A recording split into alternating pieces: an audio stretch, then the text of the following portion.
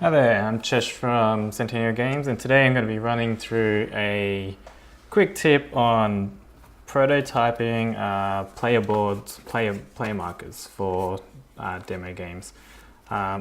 These aren't really assets that you would create for rapid iterations. They're kind of more for a demo copy that you would have at a convention.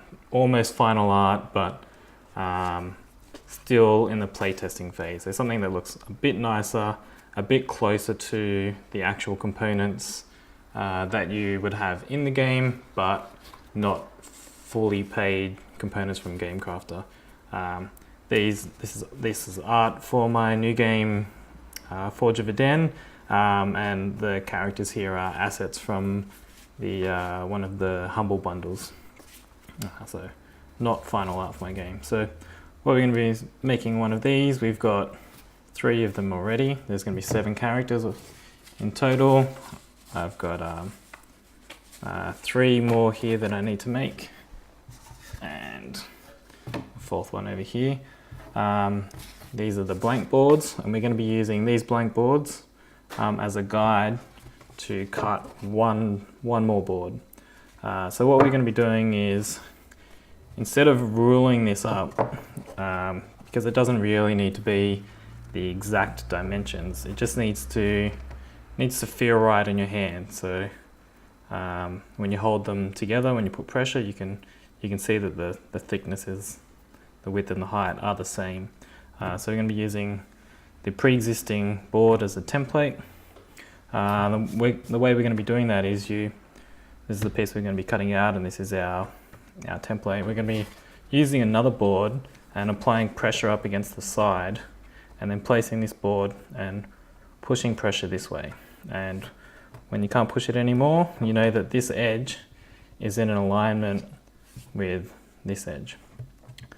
Then by constantly holding pressure, we're going to be placing our board back on the other side and pushing pressure this way and down. Now if we remove this, we can use this edge as a guide to place our ruler down. And you get that flush against this edge. Now when we remove this, we can cut along this edge, knowing that it's going to be the exact width of our template. Make sure you use a sharp Stanley knife, and be careful at home, obviously. This grey board here, it's really just several layers of cardboard all glued down, so you basically have to cut it all in one go and cut along the edge of the ruler. So you want a little bit of pressure, but you don't want to be cutting too fast. And you also want to be careful of the edge when you first start and the edge when you end. Depending on the thickness of the blade, it can tear up the edges a little bit, but we will be gluing over this later on, so it's not going to be too much hassles. So this extra bit we keep for later. And now we know that this edge here, if you look at our template, is the exact same edge as what we were measuring for. So this is without measuring, and it doesn't have to be perfect. But we know that now that edge matches, or as close as we can now do the same for this edge. So get our offcut, apply pressure, push up against the side. Do the same for this end. Apply pressure, get the ruler, and then now we cut the edge.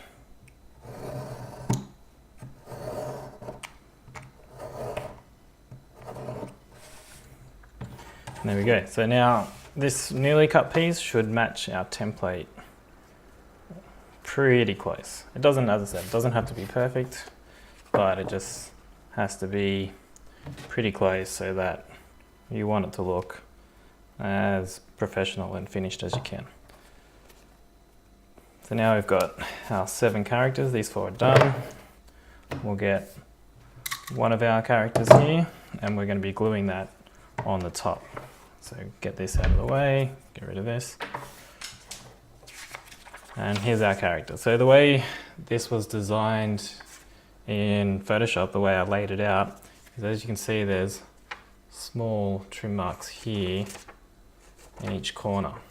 I made them white so they were easy to see. Eventually they will get cut off, and you'll see the template board that I've made comes in alignment with those trim marks. So those trim marks are going to be the bits that will get cut off once it's glued down. So what I like to do is apply my glue here.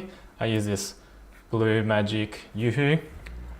The blue is great because it allows you to see where you've glued and what you need to where you need to glue down still, and it's also really good glue. It's very sticky, works well. So what you want to do here is make sure you apply a thick layer to the edge. The edge is the bit that's going to get caught on things the most, so that's the part you want to apply the thickest amount to. So usually go around the edges, your edges first, and then once you've got the edges, apply a good amount to the center.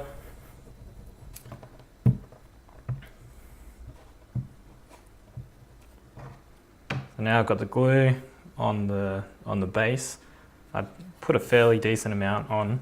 I know that when I added the trim marks here, I added a certain thickness around the outside. So I think it's about 5 mil. So I know that when I place this down, I'm kind of placing it down blindly, but I do know that there's going to be an equal distance around the outside of the paper that's going to get trimmed off.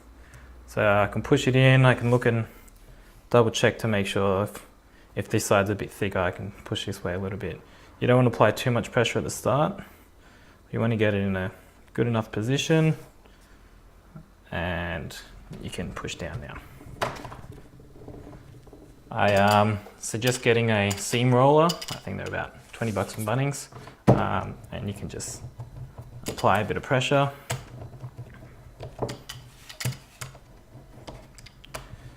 And while this is gluing, you would usually move on to doing all the other characters.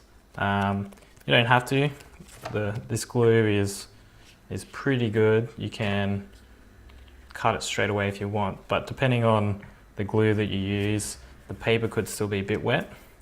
And so if you look at the back, see there's a good equal distance around the edges, and all this is going to get trimmed off.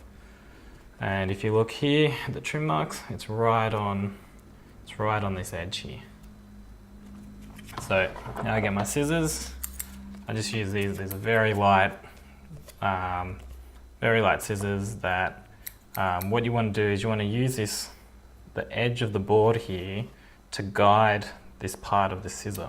And you want to use the bottom edge of this board because that's going to be where the cut's going to be. So if you can guide the scissors along the bottom edge of the playboard, you can get a very nice clean cut. This is easier to do with smaller pieces and harder to do with larger pieces because eventually your hands will get in the way of where the scissors can cut. So that cut there, you want it to be nice and flat. And you basically just go around and cut the edges and trim off this excess paper.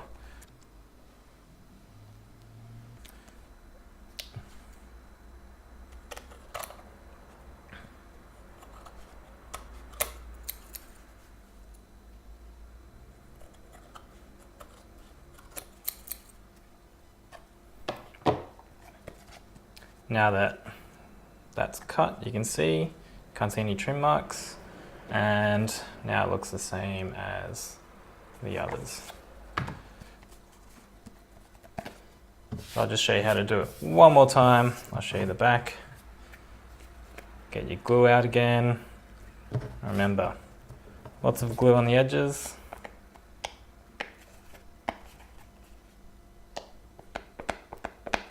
Try and keep it fairly flat so you'll get these chunks of glue here that you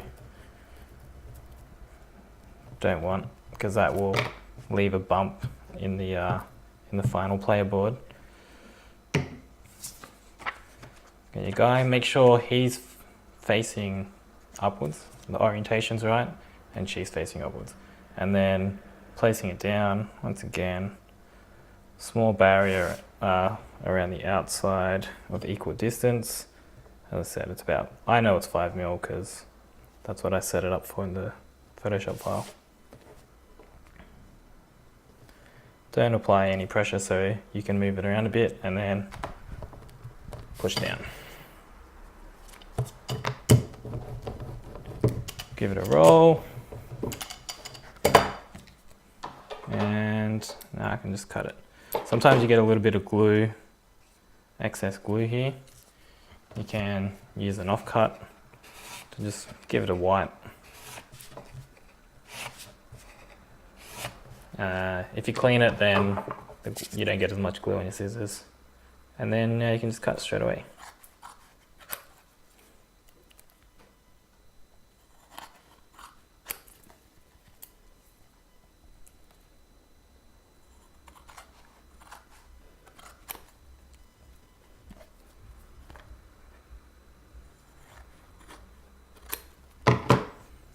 There you have it, a semi-professional player board ready for demoing at conventions. Hope you enjoyed it. Thanks very much.